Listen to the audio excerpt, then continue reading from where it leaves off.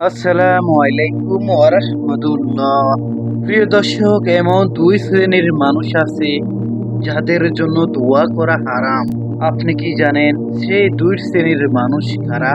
প্রিয় দর্শক, ভাবুন তো, এমন দুই শ্রেণীর মানুষ আছে যাদের জন্য আপনি দোয়া করলেও আল্লাহ তাআলা সে দোয়া কবুল করেন না। আজ আমরা কোরআন ও হাদিসের আলোকে জানবো সেই ভয়ঙ্কর দুই শ্রেণীর মানুষ কারা। প্রিয় দর্শক, এক নাম্বার শ্রেণীর মানুষ হলো যারা হারামখোর, হারাম খায়। নবী করিম সাল্লাল্লাহু আলাইহি সাল্লাম বলেছেন, যে ব্যক্তি হারাম উপার্জন করে তারপর সেই টাকা থেকে খায় বা দান করে তার কোনো আমল কবুল হয় না। হাদিস সহিহ মুসলিম। আরেক হাদিসে রাসূলুল্লাহ সাল্লাল্লাহু আলাইহি সাল্লাম বলেছেন, এক ব্যক্তি দীর্ঘ সফরে থাকে, ধুলো মলিন অবস্থায় আকাশের দিকে হাত তুলে দোয়া করে, কিন্তু তার খাদ্য হারাম, পানীয় হারাম, পোশাক হারাম, আর সে হারামে লালিত। তাহলে কিভাবে তার দোয়া কবুল হবে? হাদিস সহিহ মুসলিম, হাদিস নং 1015। অর্থাৎ যত সুন্দর দোয়াই করুক না কেন, যদি জীবিকা হারাম থেকে আসে তাহলে সেই দোয়া আসমানের দরজায় পৌঁছায় না।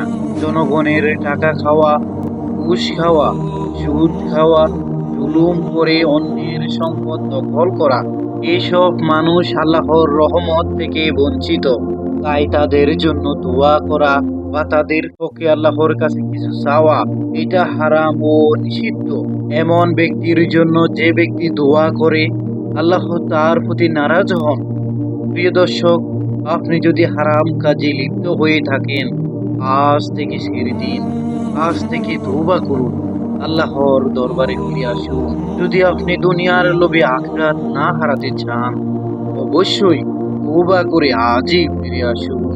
ইনশাআল্লাহ আল্লাহ তাআলা আপনাকে ক্ষমা করে দিবেন। প্রিয় দর্শক, দ্বিতীয় শ্রেণীর মানুষ হলো যারা কুফরি করে ও জুলুম করে, তাদের জন্য দোয়া করা হারাম।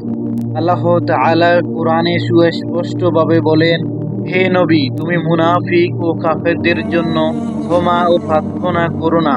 তুমি যদি তাদের জন্য ৭০ বারও প্রার্থনা করো, আল্লাহ কখনোই তাদের ক্ষমা করবেন না।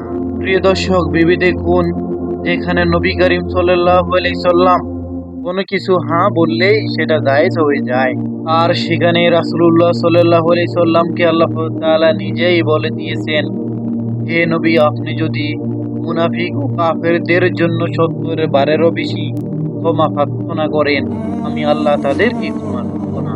প্রিয় দর্শক, এটি কত বড় গুনাহ ও কত বড় পাপ, আপনি একটু ভেবে দেখুন।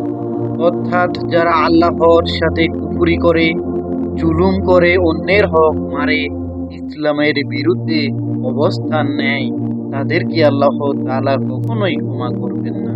তাদের জন্য দোয়া করা আল্লাহ নিজেই নিষিদ্ধ করেছেন। নবী ইব্রাহিম আলাইহিস সালাম তার নিজের বাবার জন্য দোয়া করেছিলেন, কিন্তু তখন বুঝলেন যে আল্লাহর শত্রু, তখন তিনি নিজেই দোয়া করা বন্ধ করে দেন। সূরা আত-তাওবা আয়াত নাম্বার 114। প্রিয় দর্শক, আমরা অনেক সময় জানি না কাদের জন্য দোয়া করা উচিত আর কাদের জন্য নয়। ইসলামে দোয়া করা এক মহান ইবাদত, কিন্তু যদি সেই দোয়া অন্যায়ের পক্ষে নেয়, হারামখোর বা কুফরের পক্ষে যায়, তবে সে দোয়া আল্লাহর কাছে ঘৃণিত হয়।